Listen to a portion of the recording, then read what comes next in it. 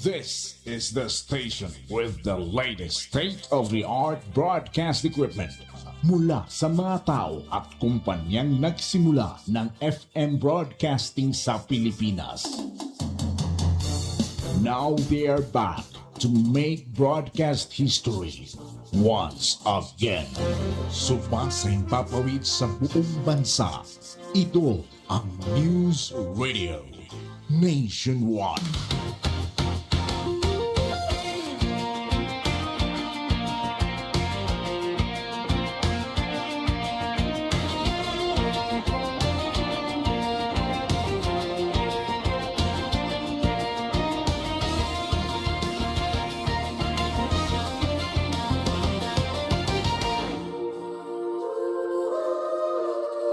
So long, Santa Cruz.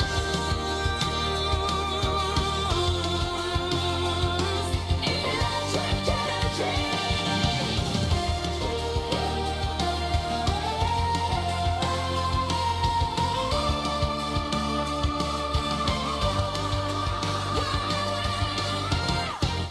So long, Santa Cruz.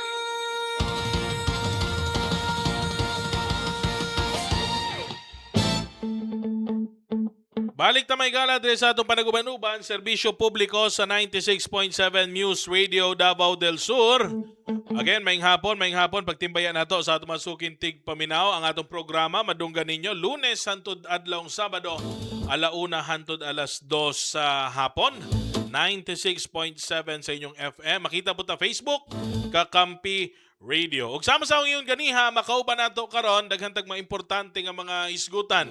Kauban ang ato ang guest na ma-interview karon ang Provincial Officer sa Philippine Drug Enforcement Agency, PIDEA. Si PD, sa police ni PD, Provincial Director. So sa PIDEA tawag sila Provincial Officer. Si Sir Clodito Cañada. Sir, maayong hapon, welcome sa atong programa. Yes sir, maayong hapon sa tanan o sa tagpaminaw na sa imong programa. Sir, backgrounder lang, at least lang masayod ang publiko, ang mga katawhan nato. Anti-drugs ang tumong sa PIDEA. How would we differentiate PIDEA from police nga naapod sila anti-drug campaign o ang uban pa nga mandato sa PIDEA palihog ko, sir? Yes sir, under the existence of the Republic Act 9165, ang PIDEA ang gi-consider na mag-lead in the implementation of the salient provisions of Republic Act 9165. Mhm. So, apil na diya actually ang anti-drug operations. But focus lagi sa drugs. No other concerns ang PIDEA. We cannot execute search warrant intended for guns or execute sa homicide, murder. That is for the police concerns.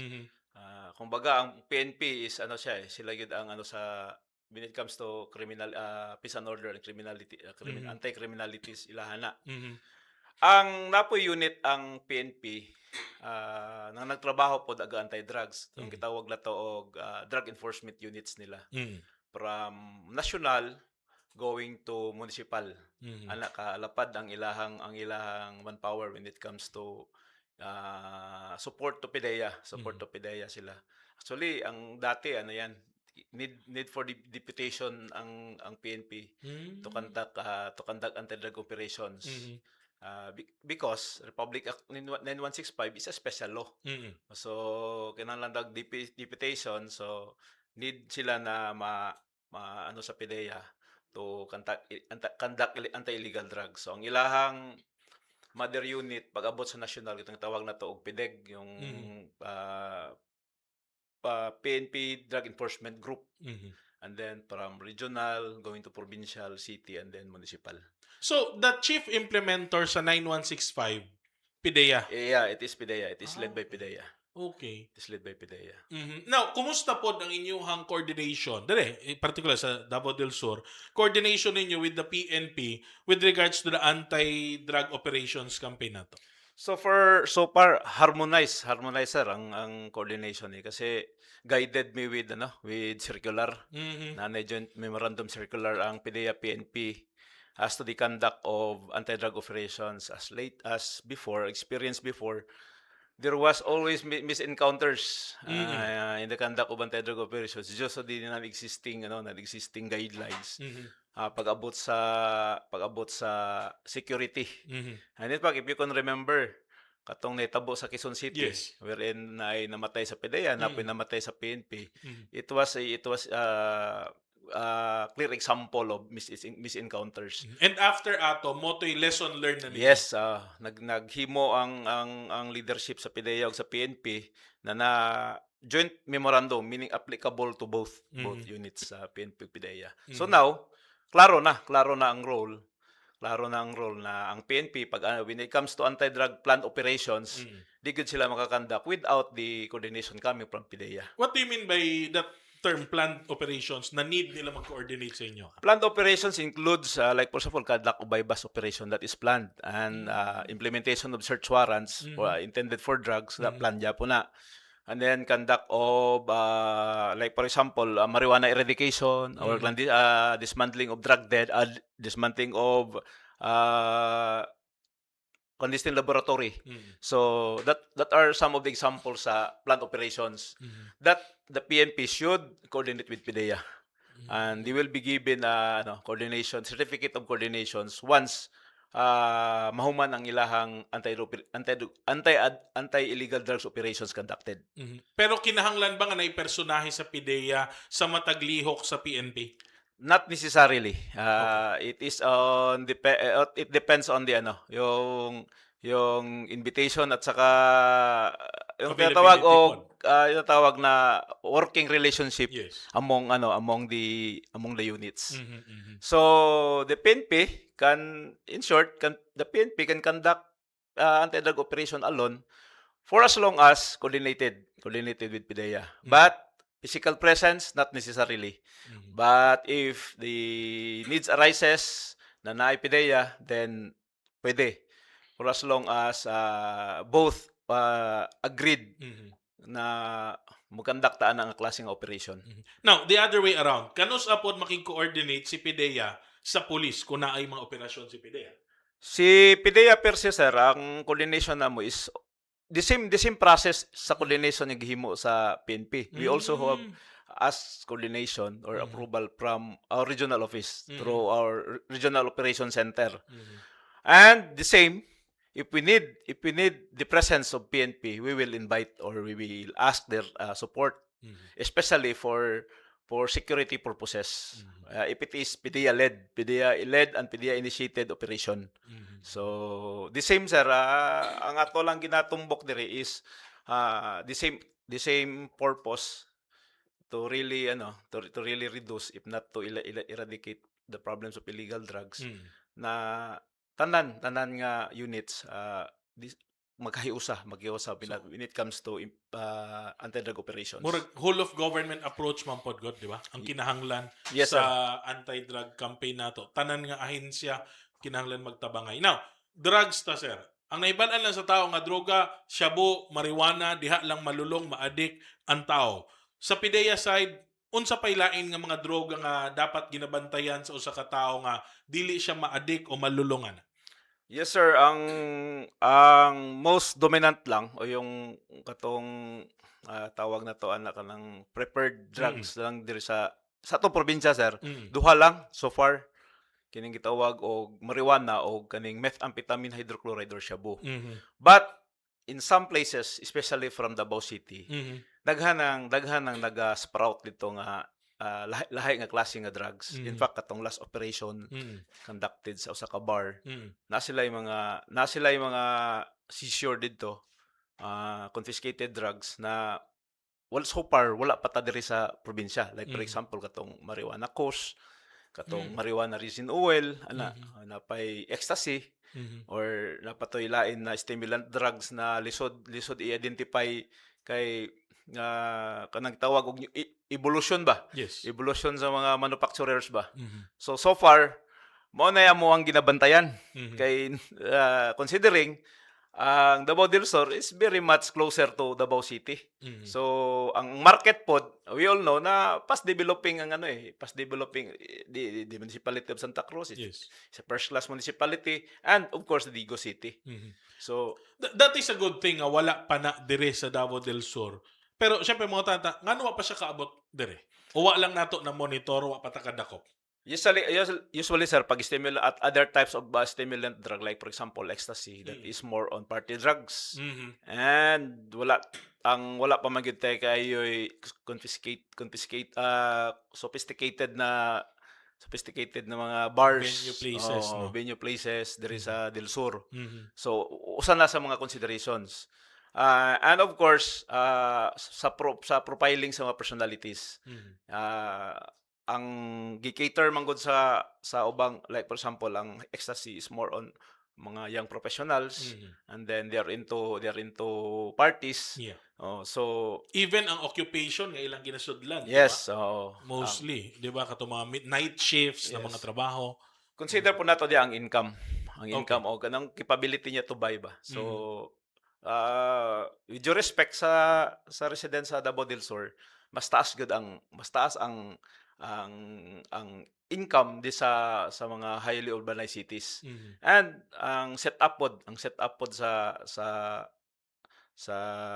mga highly urbanized, mas daghan og presence o ba katong gitawag natog mga high-end bars Mhm. na pwede adtuan sa mga partygoers na possible market sa stimulant drugs na gitawag natog ecstasy. Mhm. Now, dire sa atua, shabu and marijuana, kumusta pod ang supply, ang demand o ang mga operations nga ginahimo sa PIDEA para di man gid totally ma-eradicate but to lessen the supply para ang demand mubaba pod?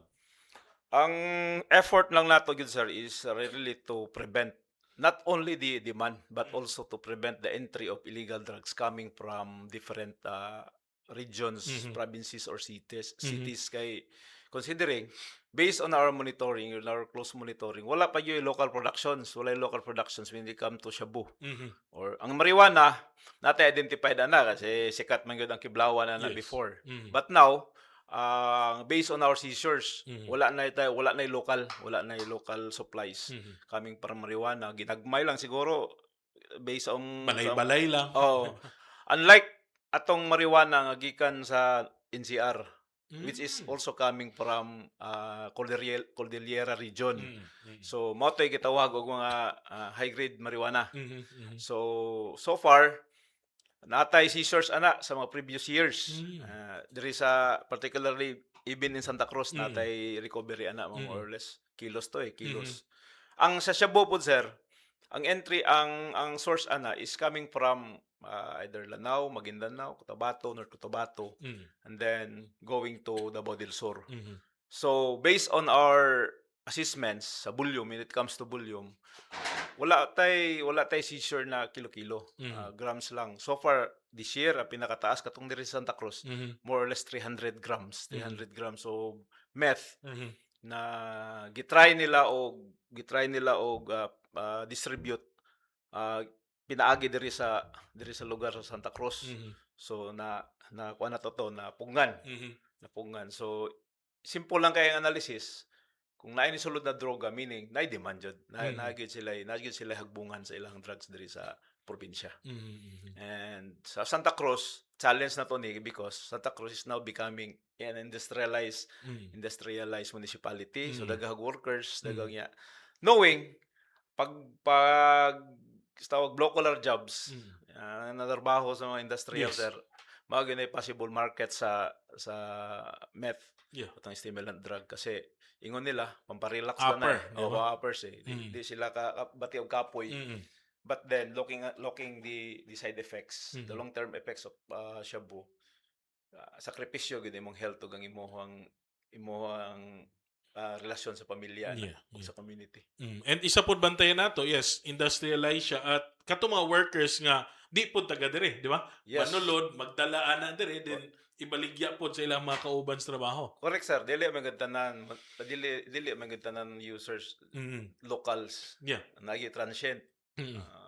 Siyempre, ah, even sa mga biyahedor, tawag nato biyahedor, dili na siya locals eh. Gikan na dito sa other areas.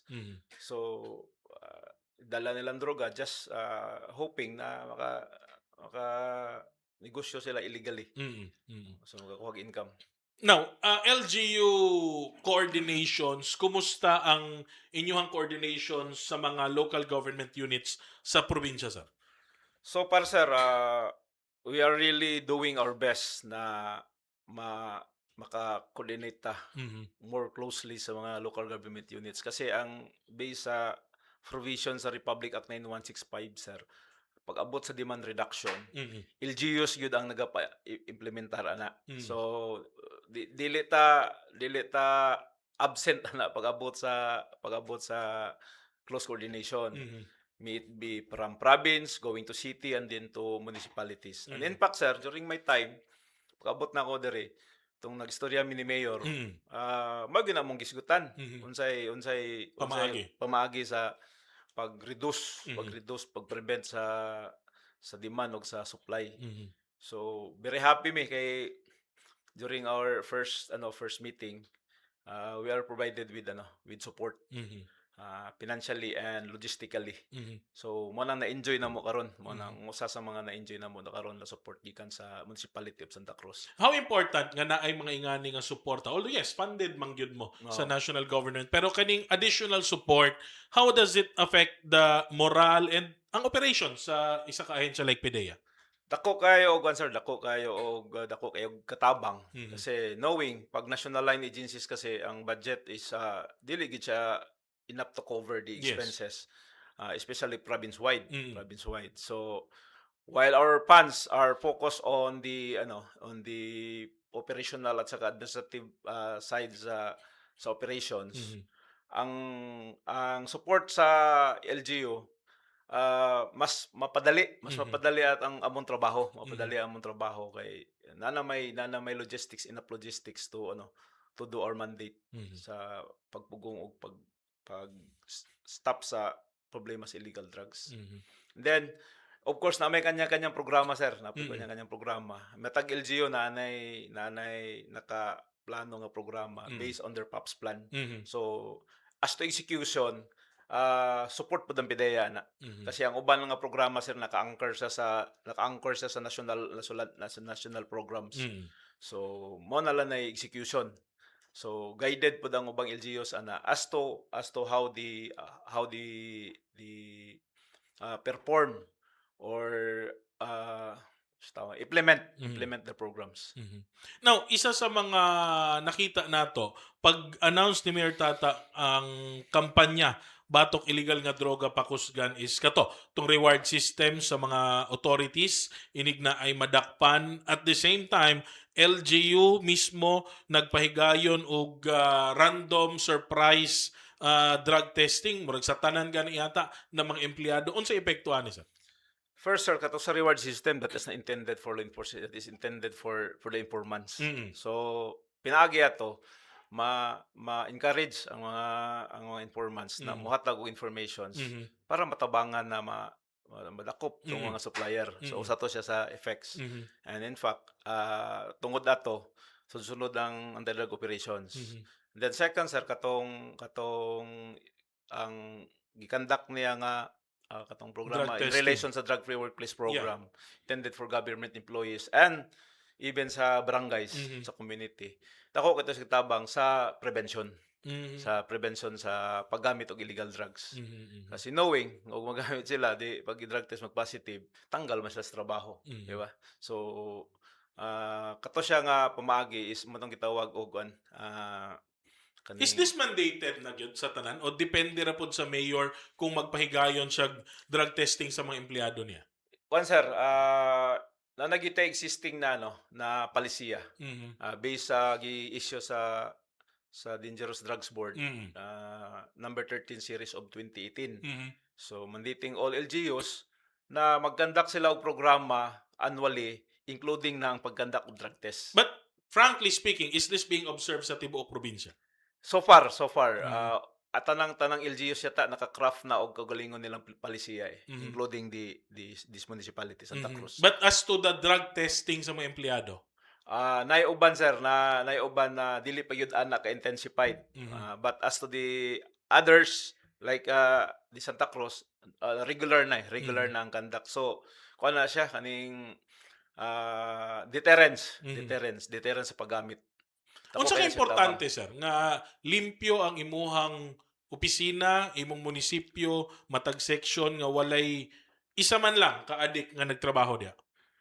kay kung sa pamilya pa sir, kung naay isa ka adik diya sa imong pamilya, ayaw kay expect na dili ka problema financially o psychologically, even spiritually. Possible yun na mo downgrade yun imong pamilya pag naiusa ka adik diya. Kay how much more na sa Workplace. workplace. Ano man. Ato like tayo example, like for example, kung ang imong tao na assign sa engineering na driver og truck. And then knowing na pag magbisyo ka og droga, especially siya mahal. Yes. So paano nimo i-sustain? Okay. So sustain mo na para makakwarta ka is mamaligya ka gasolina, Mangawat. mangawat. Ayan resort, night theft na may tabo. So usa na sa mga gitan-aw. Mhm. Like for example, kung ang bilyado Mhm. into drugs, addict na into drug dependency, nasa treasurer's office. So, kasi possible may tabo sa funds kung di na niya masustain ang iyang bisyo, di na makaya siya ang sweldo. So, tendency is nguha siya og funds. And then sa panarbaho po sir, Yes. ma-question po na iyang productivity kung engaged to drug addiction na ka. Yeah, balik lang nato. Kung yung driver, nyag-high siya that time. Makadisgrasya. Correct. Mao gyud nay kasagaran na kuan sir. Even ano na sir, actually in place na siya sa palisiya na katong mga driver bisan pag wala sila mapamatud-an nga nagamit for the fact na na-involved sila sa disgrasya, pwede sila di maguga pwede sa palisiya mangod sa civil Yes. service mangod. Dili pwede direkta to individual, di ka pwede mag-conduct individually. That should be random. So Okay. that is 20% of the total population. Pero kung ang katong personality engaged sa disgrasya, possible siya nga pwede siya i-mandatory drug test. Kay katong gitawag og na siya ang possible motoy cause sa iyang disgrasya, ang paggamit og illegal drugs. Yes, nagagamit sila, nag-positive. Pero unsay angay naton tanawon pod ani on the positive side nga this can be reformed. These people can be reformed sa maayong suporta, maayong pagbantay. Tama, sir? Tama. Ang palisiya ang nakabutang sa palisiya pag-abot sa penalty sa mga empleyado, may it be coming from national going to local, very user friendly sir eh. Ano man kay pag once ma-positive ka kaisa lang, ang possible na mandatory na penalty nila is mandatory rehabilitation. Okay. Rehabilitation. Pero sa MUA, sa law enforcer, bisag og nagpositive kag kaisa, wala na yung rehabilitation. That is tantamount to expulsion. Sa PNP, PDEA, Bureau of One Fire. strike policy na. One strike policy na. Tanggal ka. Mhm. And then, sa inyo sa empleyado sa gobyerno, Gobyerno. national o Local. for as long as civilian, dili men in uniform, pag magpositive, discretion ni mayor, pag nakabutang gyud dito, mandatory rehabilitation, tabangan. Kaya kay mingon tag rehabilitation, dili gyud na siya ingon nga nasilot ba. Tabang gyud na siya nga mahimong ma-reforma ang usa ka tawo. So mo nay good thing about sa palisiya nga gihimo sa Dangerous Drugs Board. Actually pod noon, pag-abot sa Republic Act 9165, mo gyud na butang pod sa under section 15 na walay criminal liability ang first time offender pag-abot sa drug use. Mandatory rehabilitation lang yapon. Inline yapon siya sa National Anti-Drug Law. So, sa mga naminaw nato outside the government, mga naminaw pamilya nga dunay kabalo gyud sila open book nga naigagamit og illegal nga droga sa ilahang pamilya. Unsay angay nilang himuon? Kung tan-aw nila nga dili na maayo ang dagan sa ilahang membro sa pamilya, tan-aw nila na nasilip na gyud nila na gamit illegal drugs. Mas maayo pa nga i-voluntary na lang nila pa rehab. duol sila sa AMUA, duol sila sa LGU. Mhm. Kay in place na ang programa na sir. Mhm. So pwede nato sila i-undergo sa community based o sa facility based rehabilitation. Depende sa outcome sa ikandak nga assessment sa ilaha. And then ikuha na to, i-process na to para ma-rehabilitate. Para dili na mudaghan, Mhm. dili na maghatag og problema sa pamilya to padulong sa community. Now, rehabilitation. Ingon ka nga na ay facility-based. Unsa man na, magdepende pag grabe na siya kalulong, isulod na jud siya sa facility. Ana ba na, sir? O pwede ra sa balay ra, bantayan lang tarong? Actually sir, sa existing programs karon, ang katong pwede ibutang sa facility based, magdepende na sa result sa ilahang drug dependency examination, ito Okay. gitawag DDA. Mhm. Pag extreme or kuan na siya, katong taas na gyud ang iyang intoxication sa drug addiction, Mm. mo nato siya i-recommend nato sa facility. Mhm. Pero pag moderate lang o low, pwede rin na siya i-cater this community. Mhm. Na existing ang nasa LGU, Mhm. headed by the ADAPUCAL. Anti-drug abuse Yes. councils, no. Mm. Basic question. Ngano mo sulod og illegal nga droga sa katao? Daghang reason sir eh. Kung tanaw na to ang sa vulnerable sector sa youth ba, Mm. na ang curiosity. Okay. Na yung curiosity, na yung peer pressure, Mhm.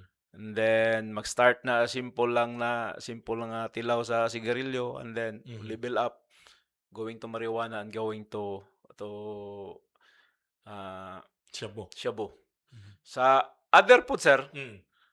muna atong sa ka reason, kontrabahante ka nya kapoy ang imong nature sa trabaho, tendency mo na ilahang excuse gamit og drugs para dili ka puyon. Mm. Mao po na isyu sa mga drivers na to, Mhm. labi na katong mga nagabiyahe og layo Mm. para di sila katulog. Mhm. Pero mind you, pag once na Mo shutdown yun, mo shutdown lawas. jud ka, yung lawas, Walay droga nga makapugungan. yes, walay di na pwede sa himo ang excuse. Mm. And then sa issue pod pag adult na sir, Mm. may uban dia problema sa pamilya. Mm. Dili nila ma-cope up ba? Mm. Dili nila ma-cope up. Ang ilahang excuse is ngita sila og other outlet, which is nakita nila silang barkada, mo nang hook pod sila pag dili nila makontrol. Mhm. So mo na may tabo karon. Ang uban ana tripping yun, tripping. Mm. So tendency without knowing na ang addiction or ang paggamit og droga usahay ang triple effects ana into crimes eh. Mm. So di mo makontrol na di ang rape, na di ang kawat, na ang robbery, and even murder. Ang murder mo partly kaning sa hallucinations na sa no, kanang Oo. grabe na kaayo Dili na ka, mawala na ka. high na. Oo. Droga na gyud ang control sa imong. Ginasundan ko ani. Oh yes, hallucination, meaning ang imong lawas destroyed na gyud sa epekto sa droga. Depende sa klase nga droga imong gi-take. Mhm. Now, balikan ako tong rehabilitation. Kaya i-mention mo itong mga factors kung ano sila mosulod sa droga. For example, problema sa pamilya ang nakita nila nga rason na pugo siya droga. So, pag rehabilitate ani, dapat the family itself mag-usab pod sa ilahang kinaiya kay mo man toy rason nga ano ni sulod siya droga. Yes. Now, kung ibalik ra ko nimo home-based rehabilitation, seeing the same people, pare-pareho ra gyapon kinaiya or batasan, mobalik ra gyapon droga. Yes. Pag-abot sa programa sa rehabilitation sir, nag-involvement ng family. Mm. Siyempre, wata kabalo ang pamilya di ang cause of Yeah. cause of addiction. Mm. So mo po na gi-suggest ni Mayor na sa pag-rehabilitate na to, dapat empowered ang pamilya, involved. Mm. So mao nang ato ang capability development seminar o sa mga lectures na to, kanda ko lectures na pamilya, And though duha mo guni ka factors ang addiction na ay health o social cause ba. Mhm. So ang health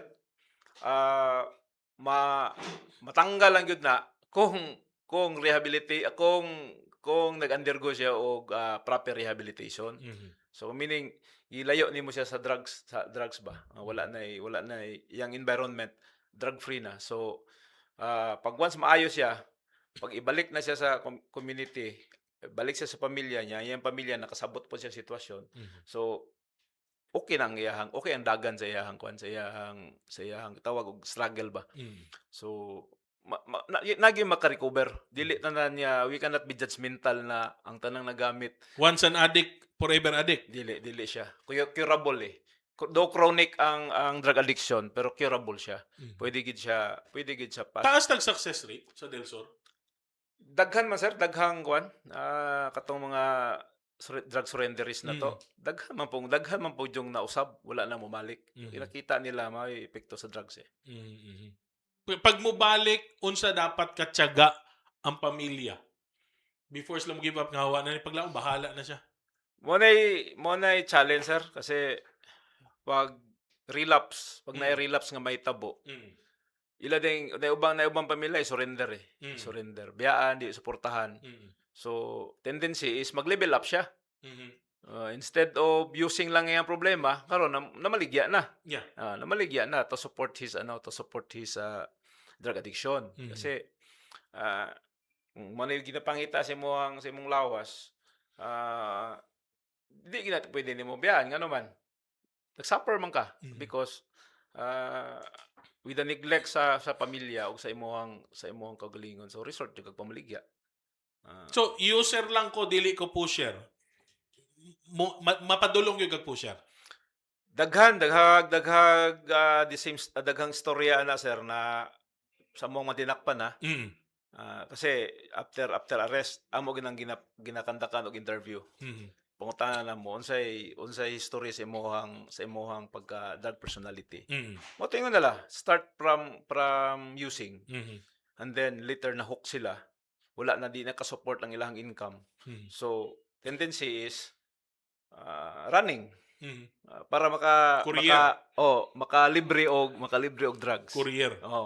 Until such time nakita nila nga may income, sila na mismo ang maligya. Kaya anay og kumbaga sa street level sir ba. Kung nakay na connect na 5 ka pusher, chip in mo. Yes. To get a supply of illegal drugs. Ang ikaunom nga sa siya imuha to libre. Kung wala siya o babuno sa supplier ba. Libre nimo na. So makuha ang imuhang konsumo. Salbar ka. Masalbar ka. And then later ikaw na mismo ang mo tagtag. Ikaw na mismo ang So daghang ni istorya na sir na mingon sila na User lang ko. Nganong ani man or small time. You don't know na ang small time ang big time gikan na sa small time. If you can remember the story of Jaguar Diaz ng Cebu. He's from small time player sa drugs. But look at after siya na kulong. He is known to be the big time drug lord in Eastern Visayas. So ana ang istorya sir, dili siya magpermanente sa status. Yeah. Kay maningkamot man pud siya nga maka-income. So pusher lang ko, dili ko user na ingana. na sir. Mo ba? Yes, ako personally experience na ako na ipangutanan na ako. Dako ang imong volume. How come negative ka sa imong drug test? Sa tubag niya sir. Sir, negosyante gyud ko. Kay kung akong sagulan o gamit og droga, maguba ang akong kaugalingon, maguba pud akong negosyo. So, diri ra ko sa pamaligya. So tama po, okay po ang iyang strategy. Pero nayo ban sir, doble gina. User pusher. Mao na atong programa sir, dili lang naka-anchor lang sa user. Naputi programa sa pusher. Itong gitawag na to og reformation center.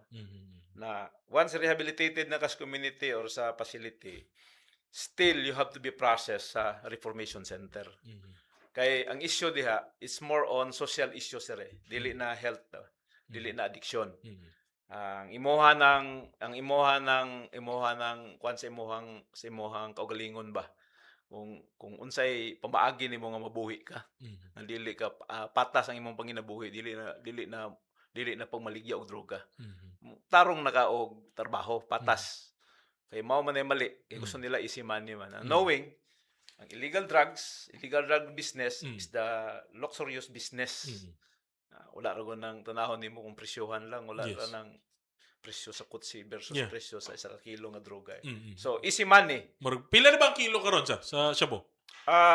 Our estimated value, sir, more or less, kung sa national averaging lang, is 6.8 million Halos-halos sa Bulawan, ha? per kilo. Halos-halos sa Bulawan. Yes, oh. Napay time ato sa una na Mas mahal pa sa mas mahal Bulawan. pa sa Bulawan. Wow. Oh. Kaya lang, the same, kung illegal, magyapo illegal sa gold mining. Yeah.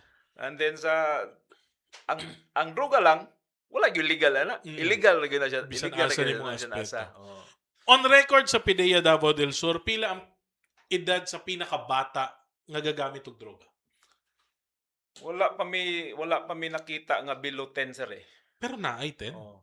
But when I was in Davao del Norte, Mm. during the time sa katong massive surrender race, naka-interview ko og 9 years old Wow. into drugs na. Wow. But there is a Del Sur, wala pa lang Present day wala na pa lang to. ko naka-actual og encounter o personality na below 10 years old. Pero na ay 10. Above. Above. Yes, most 11, probably. 12 Oh. na. Kasi issues na siya sa issues sa adolescent ba. Mhm. And in fact, always na mo na-coordinate mi sa DepEd. Kasi ang possible venue for early drug addiction is Schools. school, especially high school or even elementary. Mhm. Mag-start na simple one joint of marijuana. And then level up gyud na siya kasi di man labi na kung nangita sila satisfaction. Dili man sila pwede based lang sa amo ang observation sa dili sila masatisfy sa usa lang ka klase sa droga. Lahi man ang function sa marijuana o sa Yes. shabu. Shabu. Shabu is stimulant drug, marijuana is depressant drug. Downer siya. Downer siya. Kung gusto ka magpataas, dito ka sa stimulant. Kung gusto ka magpaubos, dito ka sa depressant. So in short, kung gusto ka magbaba sa tama, you have to take other type of marijuana which is depressant. Although pareho silang illegal. Illegal. Pareho silang Unlike illegal. Which is the lesser evil? Prasko, di man sa tama galagay, puro man illegal. Yes. Pero pag abot sa epekto ana, dito ka sa shabu, mas pas gubon ang imuhang lawas diya naman synthetic man. Yeah, chemicals. Chemicals man. Whereas ang marijuana is considered as medicinal or herbal, but kung tanawon nimo na gina siya epekto gihapon. But wala ang naka-okay lang dili sa synthetic. Walay chemicals involved. Isip kawani sa PIDEA, doon ay mga lakang panawagan, hangyo, himuong legal ang paggamit sa marijuana medicinally. Okay ka ni? We are waiting sa sir? We are waiting for the kuan sa Balaod. national law, sa Yeah. balaod po. First, ila sa jong i-amend ang balaod 9165. 9165. Kasi sa 9165, ang marijuana is really illegal drugs. This is considered dangerous drugs. Be it oil, be it dahon. Wala exemption, sir. Even stocks, even roots, for as long it produces elements. Pwede gamiton sa tao.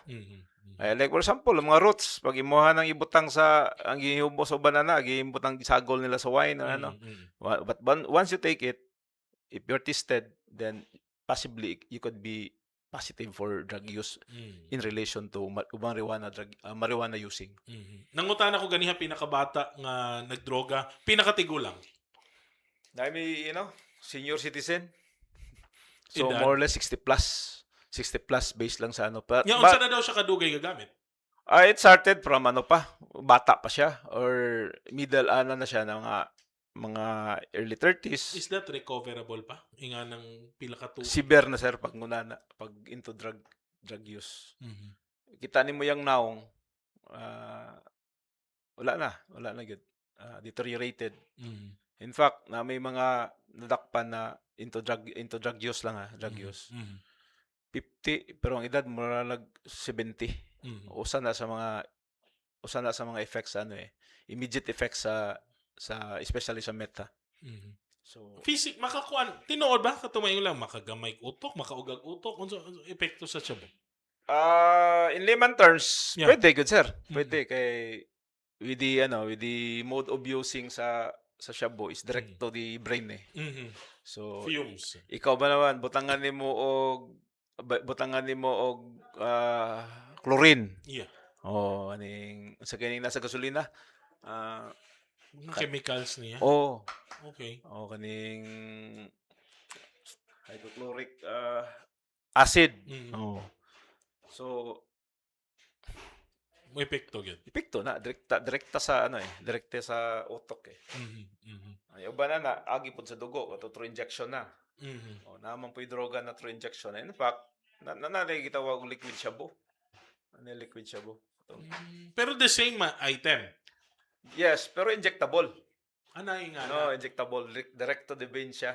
Okay. So paspas ang effects. Mas madali daw nila ma-feel ang epekto. Okay. Okay. Anyway, sir, wala tayo ikong panahon, panawagan nimo sa mga katawhan sa Davao del Sur kampanya against illegal na drug. Go ahead. Yes, sa tanan always na mo ni pahimangno na if you are engaged into illegal drug activities, may it be using or pushing or selling or distribution, better stop now kasi we don't know well when the arm of our law will catch you. Mhm. And daghan man ta og pamaagi nga paano mo madakpan. Mhm. Kung matimingan mo madakpan mo, problema gyud na, dili na problema lang nimo, problema na sa pamilya o problema na sa komunidad. And even problema na sa gobyerno. Mhm. Dako gasto ang gobyerno si muha kung madakpan ka. Mhm. Kasi imagine presoho na to, pakauno na to sa sulod, Mhm. and then i-undergo na tog trial. Mhm. Mo gasto ang gobyerno. Yeah. So better stop or else tulo lang padulungan dia. Mhm. First rehabilitation center, Mhm. mental center. Then presuhan. Mhm. Ug ikatulo ang sementeryo. Mhm. So options na ninyo. Yeah. So advice na mo coming from PDEA, tanang undangan paggamit og illegal na droga o pamaligya og illegal drugs. Ayun lang. Unya imundang kay wala may tukhang pero again, ang tanaw nimo sa, di ba? Ang imong pamilya. Yes sir, tama gyud sir. Kay gimahal mo yung pamilya, mapasagdahan mo na bisan pag di ka madakpan pero ang effect, ang the way you treat your family, isa pod na sa dapat nimo tanawon. Yes sir, distorted yun ang relasyon sa pamilya. Daghang kay salamat Sir Clodito Cañada, ang Provincial Officer sa Philippine Drug Enforcement Agency sa Davao del Sur. Standby, balik ta pag umansi pila ka mga painomdom. Standby.